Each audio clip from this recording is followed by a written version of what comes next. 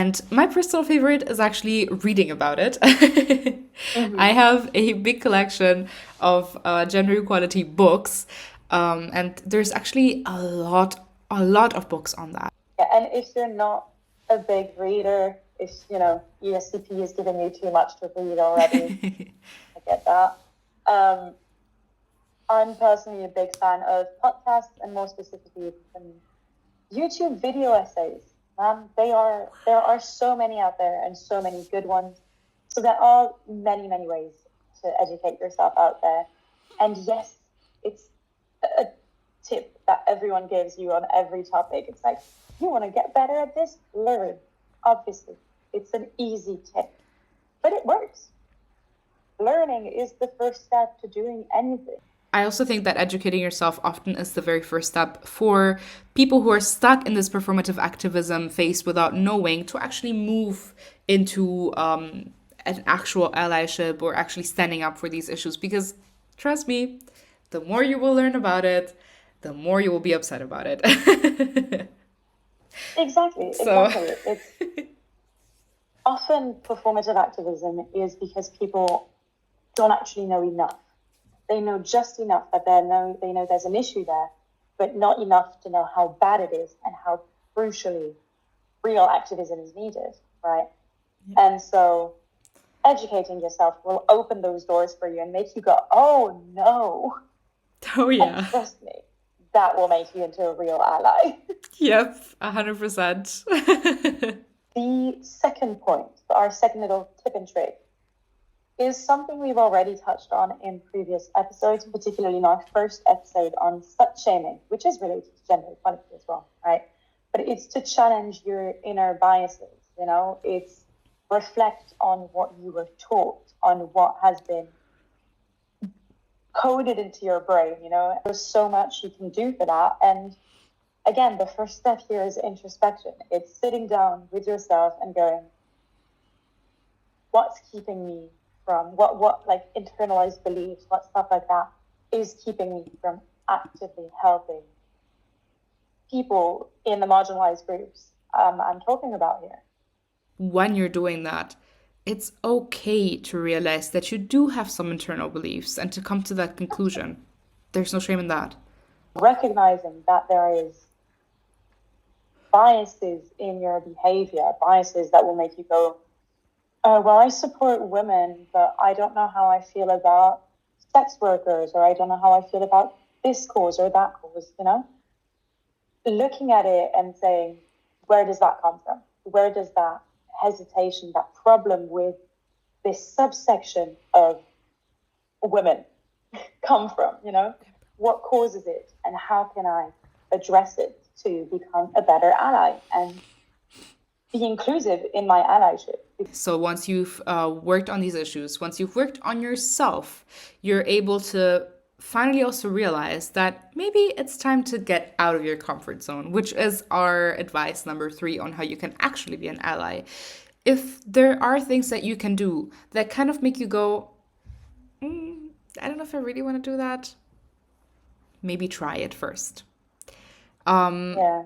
I think that there's a lot of situations, such as, for example, going to protests or participating in specific actions that stop a lot of people from actually like taking that step and going out of their comfort zone and doing that. The discomfort will come before you're done with the bias stuff, right?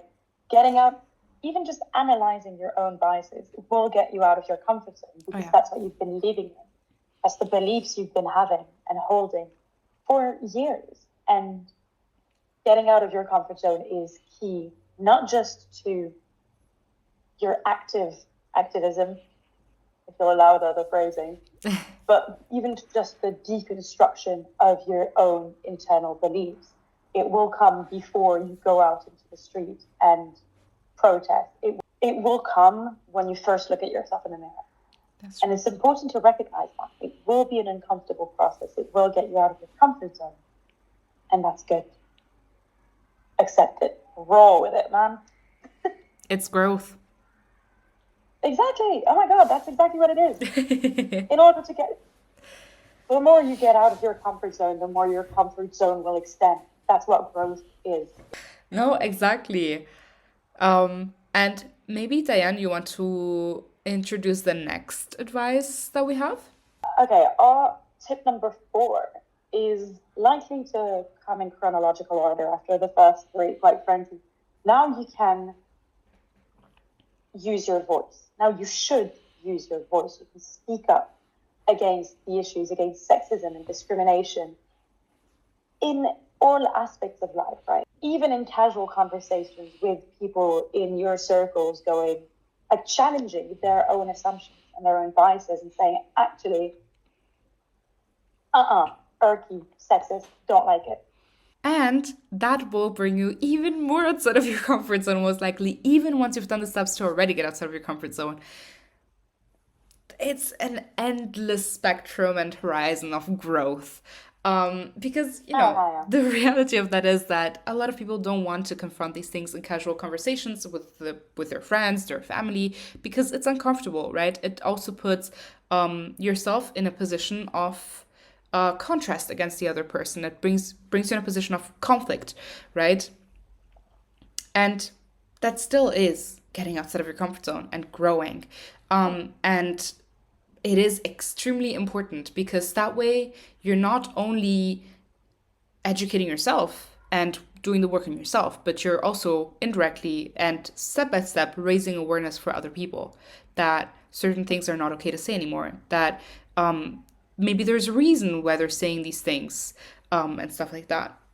I think it is definitely one of the hardest steps to put yourself on the other side of the line from people you care about, your, as you said, your friends, your family. But it is very important. And it doesn't have to be super direct, it doesn't have to be like someone makes a comment that's actually sexist and you go, wrong. It doesn't have to be so confrontational.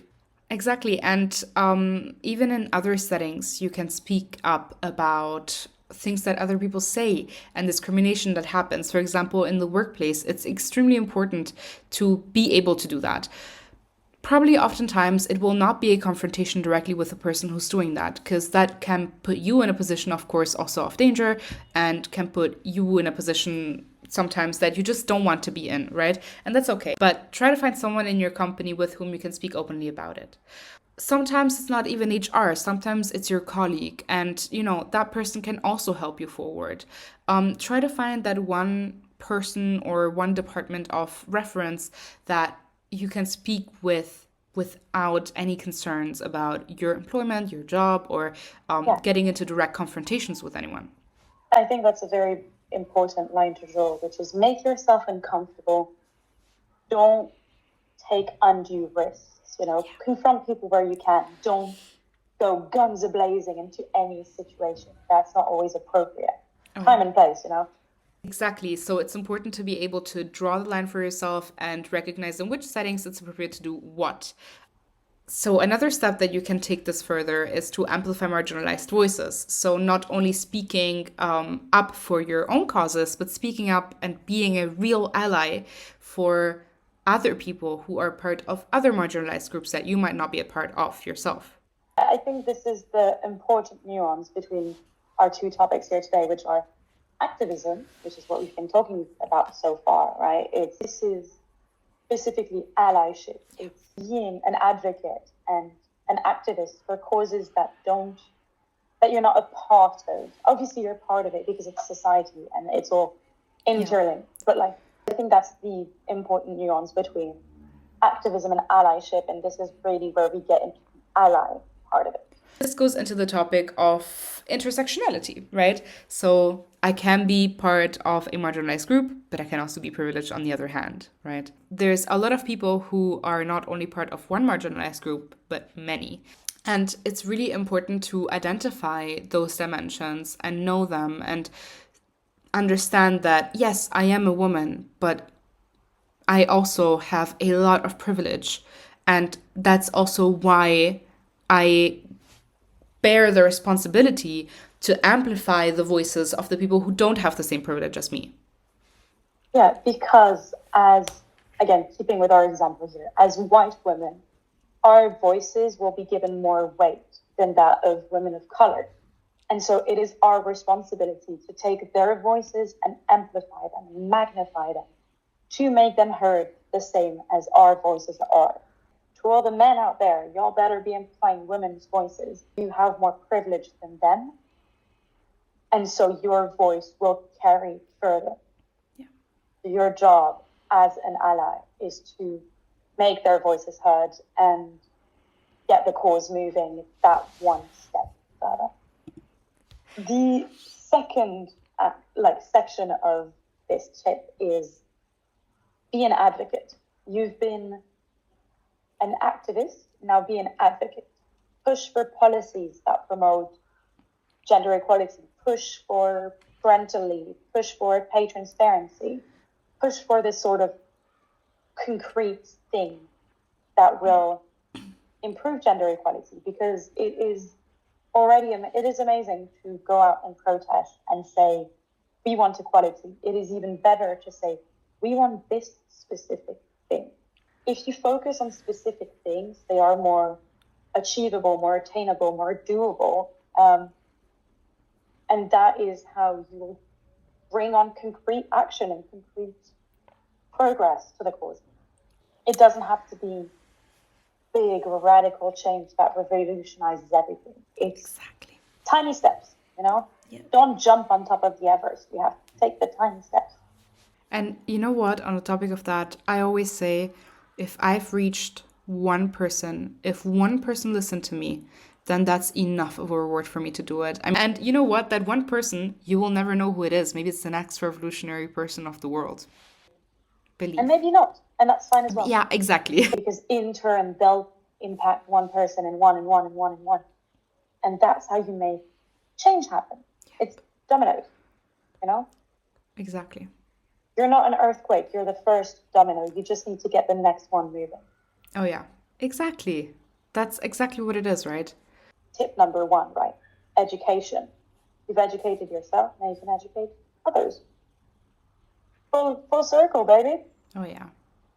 Before we close this off, I do want to highlight a thing that is very important in gender activism, which is the role of men, right? Male allies and men in leadership are the ones with the most power. We mentioned it earlier in intersectionality, but I wanted to highlight really how important it is for men to do their part in the fight for gender equality. If just women advocate for women, then it's not going to get very far. You know, we've been doing that for centuries. What we need is for men to come and play their part and advocate and push for change with the power that they have. Obviously, it shouldn't need to be mentioned, but also just to mention it, gender equality goes both ways. It's not just women are going to be leaders of everything and we're going to take over the world and blah, blah. It is gender equality. And everyone benefits by gender equality. Exactly. So if you are a man listening, or even if you're not a man, but want to bring men on board, go ahead and try to do that. Try to bring up the arguments as to why, and try to really explain what gender equality seeks to do and what feminism seeks to do, because there's a lot of misconceptions in that. If you're a man, do better. And I think that brings us actually to full circle for today's episode. We've talked about a lot. You guys won't know it because this is half an hour. We've been sat here for like an hour and a half, more than that. So the version you are going to get is going to be very dense, very packed. Meaning, go back, listen to it again, think it through, come back in a month, come back in a week. Process each part of it. Don't just listen and go, okay, cool, done. This is a lot. This is things you need to think about in the long term. So we'll be here waiting for you. And it's also not something that is going to happen from today to tomorrow. It's going to be an active and continuous effort from everyone. And with that, we thank you for having listened to us. Go back and listen to us again. Yeah. And we are very excited to see you in the next one. Bye.